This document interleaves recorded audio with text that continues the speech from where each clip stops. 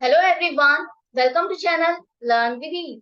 आज का टॉपिक है हमारा एडमिशन ऑफ अ पार्टनर, जिसमें हम सॉल्व करेंगे question number 54 chapter 4 DK Goyal की बुक से क्लास 12 अकाउंट्स के लिए। तो तीन पार्टनर है एबीसी, जिनकी प्रॉफिट शेयरिंग रेशियो 2:2:1। 1 अप्रैल को नया पार्टनर जेड उनको ज्वाइन कर रहा है 1/4 शेयर ऑफ प्रॉफिट के लिए। इस डेट को यहाँ पर इनकी बैलेंस शीट में कुछ बैलेंसेस आ रहे हैं, कुछ रिजर्व्स है और कुछ प्रॉफिट एंड लॉस अकाउंट का बैलेंस है या एडवर्टाइजमेंट सस्पेंस अकाउंट का बैलेंस है। उन सब की आपको एडजस्टमेंट कैसे करनी है, पार्टनर्स में किस तरह से इनको आप शो करोगे, जर्नल एंट्री क्या बनेगी, रिकॉर्ड कैसे करोगे, यही इस क्वेश्चन में हम सीखेंगे। ऑनलाइन सेशंस आप चाहते हो, आपको अकाउंट्स पढ़ना मुझसे अच्छा लग रहा है, क्लास 11 और 12 के स्टूडेंट्स मुझे व्हाट्सएप कर सकते हैं इस नंबर पर अपना नाम और क्लास, ताकि मैं उनकी सीट बुक कर सकूं। तो आपके ओल्ड पार्टनर्स एबीसी हैं, जिनकी रेशियो है 2:2:1। अब आप मुझे बताओ, जो बैलेंस शीट में बैलेंसेस है, रिजर्व्स है, लॉसेस है, उनको एडजस्टमेंट करने के लिए क्या आपको न्यू प्रॉफिट शेयरिंग रेशियो की जरूरत है या सेक्रीफाइसिंग रेशियो की जरूरत है? हमें उसे कैलकुलेट करना चाहिए? नहीं, बिल्कुल नहीं। जितने भी रिजर्व्स या लॉसेस हैं, जितने भी बैलेंस शीट में शो कर रहे हैं, न्यू पार्टनर के आने के टाइम पर उस डेट को जितने भी बैलेंसेस शो हो रही हैं, वो ओल्ड पार्टनर्स में ही डिस्ट्रीब्यूट होंगे और ओल्ड रेशियो में ही डिस्ट्रीब्यूट होंगे। नए पार्टनर का इससे कोई भी लेना देना नहीं। तो आप क्या करोगे? जनरल रिजर्व, जितने भी रिजर्व है, वर्कमैन कंपनसेशन रिजर्व, ये सारे के सारे आपके क्या है? प्रॉफिट है। प्रॉफिट में से ही एक पार्ट को आप किसी रिजर्व में ट्रांसफर करते हो, तो ये प्रॉफिट है। तो टोटल मिलाकर के 1,90,000 आपका प्रॉफिट है, जिसको आप पार्टनर्स में डिस्ट्रीब्यूट कर दोगे उनकी ओल्ड रेशियो में, पार्टनर्स के कैपिटल अकाउंट में क्रेडिट करो।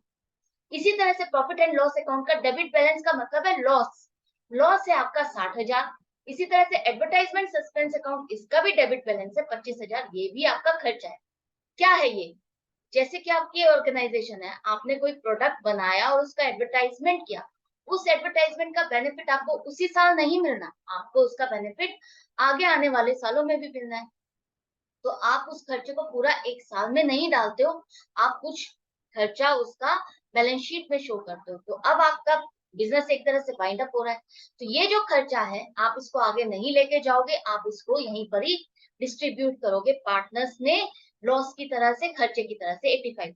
एक पॉइंट और जो कि मैं आपको पहले बताना भूल गई हूँ, अगर क्वेश्चन यहाँ पर साइलेंट है कि आपको जनरल रिजर्व्स और इन सबका करना क्या है, पार्टनर्स क्या चाहते हैं, इसके बारे में कुछ नहीं लिखा। अगर यहाँ पर क्लियरली लिखा है कि पार्टनर्स इसको आगे कैरी फॉरवर्ड करना चाहते हैं, रिजर्व्स को as it is balance sheet में रखना चाहते हैं, बुक्स में रखना चाहते हैं, तो आप यहाँ पर इनको डिस्ट्रीब्यूट नहीं करोगे। लेकिन अगर क्वेश्चन में कुछ भी नहीं लिखा, तो आप इन सबको डिस्ट्रीब्यूट कर दोगे ओल्ड पार्टनर्स में, ओल्ड रेशियो में। अगर प्रॉफिट है, रिजर्व्स है, तो आप उनको क्रेडिट करोगे, और लॉसेस है तो उनको डेबिट करोगे पार्टनर्स के कैपिटल।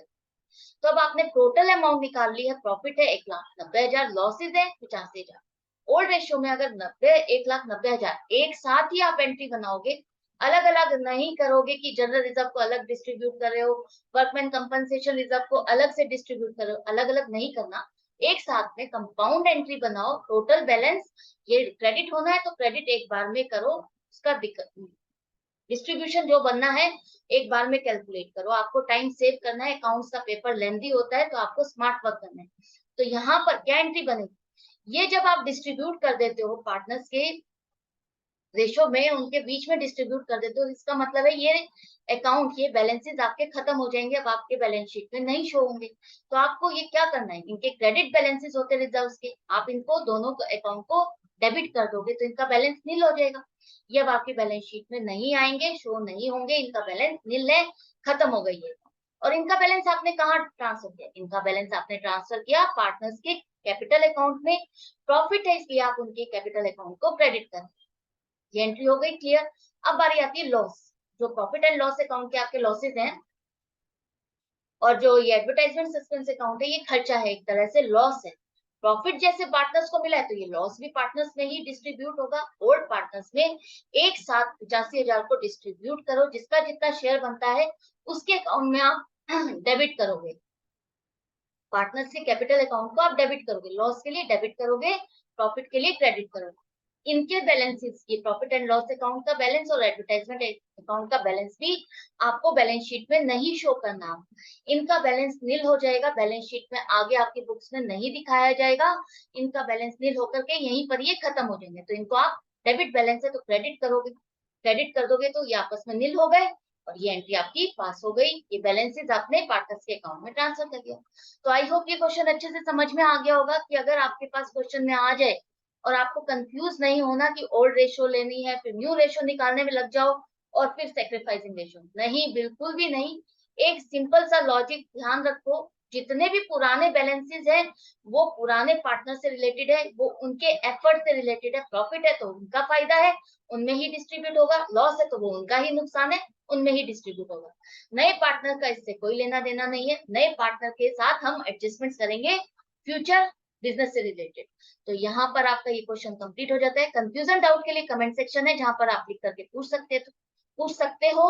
अपडेटेड रहने के लिए चैनल को सब्सक्राइब कर लो, बेल आइकन को प्रेस कर दोगे तो नोटिफिकेशन आ जाएगी। कई बार यूट्यूब के सर्च से आपको ये वीडियो नहीं मिल सकती या आप मिस कर सकते हो। तो अगर आपको अच्छा लग रहा है सीखना, आपको अच्छा लग रहा है, समझ में आ रहा है, तो आप चैनल को सब्सक्राइब कर लोगे तो एक बार में आपको सभी क्वेश्चंस मिल जाएंगे। Goodbye and take care.